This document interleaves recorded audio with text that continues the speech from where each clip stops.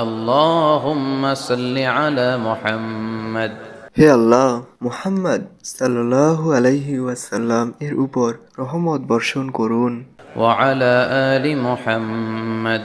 এবং মুহাম্মদ সাল্লাল্লাহু আলাইহি ওয়াসাল্লাম এর বংশধরদের উপরও كما صليت على إبراهيم যেভাবে আপনি রহমত বর্ষণ করেছিলেন ইব্রাহিম আলাইহিস সালামের উপর وعلى